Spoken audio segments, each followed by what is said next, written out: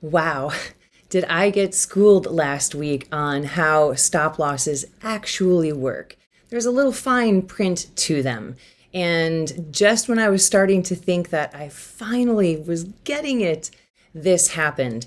And if you are new to the trading world like I am, you definitely don't want to miss this video. Please subscribe to my channel.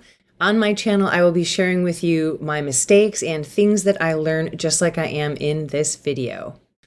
So last week on Thursday, I bought shares of Tempur Sealy International. So the first thing to discuss is where I set my stop loss. So this is the chart leading up to my purchase, and I'm seeing support at $85. So I set my stop loss at 85, which was a terrible idea. I wasn't too far off, but it just doesn't give the stock any room to move or breathe. And the market is volatile, and it was last week. So I learned a valuable lesson with this whole stop loss shocker. Now, keep in mind, $85 is my stop loss, right? Now, this is the chart on Friday. So I bought my shares in Tempur Sealy on Thursday. Here comes Friday. I bought the shares at 88.24. Here's Friday. And this is the 10-minute candles. Do you see anything strange about this chart? My stop loss is $85. Well, the stock never hit $85, but yet my stop loss was triggered. So the lowest that Tempur Sealy went that day was 85.30.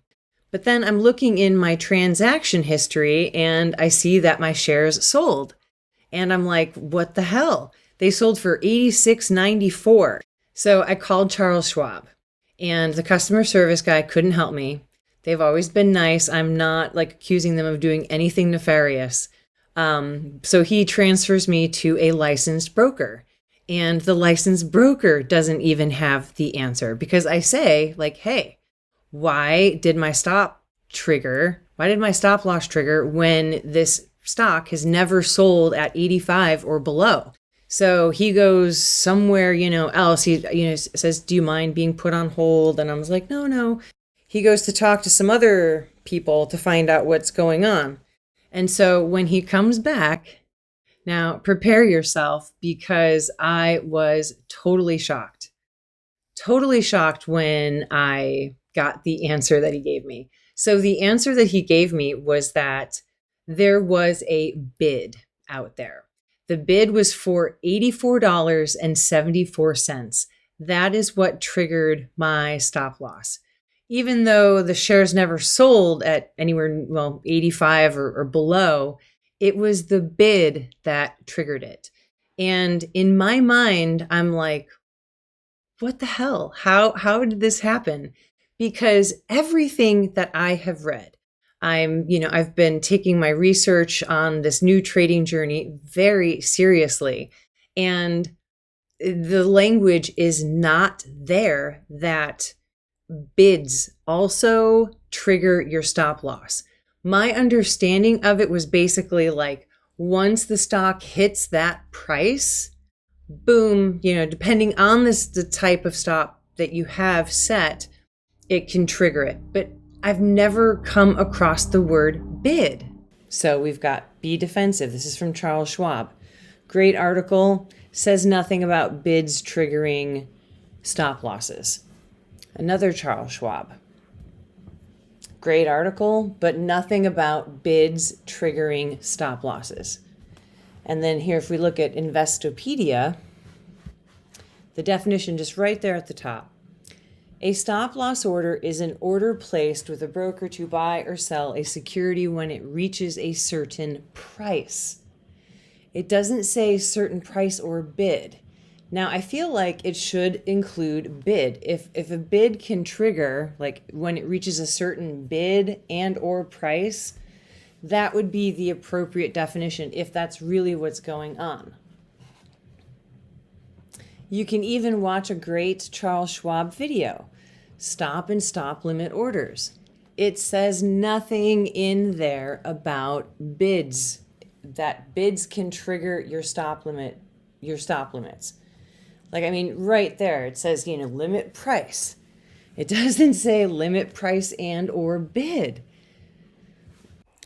After doing some more digging on Charles Schwab, I finally found an article called Mastering the Order Types. I finally found an article that included that fine print language. And I actually think this should be like an ultra bold, but here it goes. When you enter a sell stop limit order, make sure that both the stop price and the limit price are below the current bid price. Otherwise, the order could trigger immediately. I kind of feel like I should call them back because I feel like this is genuinely misleading. That I feel like this language should be in every article about, for new traders that are trying to learn about stop loss and stop limit and trailing stops and all of this stuff, that it's not just the price of the stock, that a bid could also trigger it. Because all of their educational information that's out there, I've only been able to find one article that has that bid language in it specifically. You can look at Investopedia, Robinhood, other websites, and it's just not there. And then, so what are your solutions and what are the options? Seeking Alpha here has why we don't use stop losses or other triggered actions. So that's an article that I will definitely check out. But these are the solutions that I have come up with. Solutions. Don't set such a tight stop loss. Okay, I have officially learned that lesson. And this whole experience has cost me $28. It could have been way worse. So I am thankful that I've learned this lesson. Give your stocks room to breathe, especially if the market's volatile or the stock that you're interested in buying or that you own is volatile and that you have a stop loss attached to. Monitor and update your stop losses daily before the stock market opens. I think that's great advice too. So these are the things that I'm going to be focusing on. Please subscribe to my channel. I hope that this helps you get a better understanding of the already complex world of stop losses. I've still got a lot to learn. I hope that this video will prevent you from making the mistake that I made here so that you don't have to learn the tough lesson that a bid can trigger your stop loss. Thank you.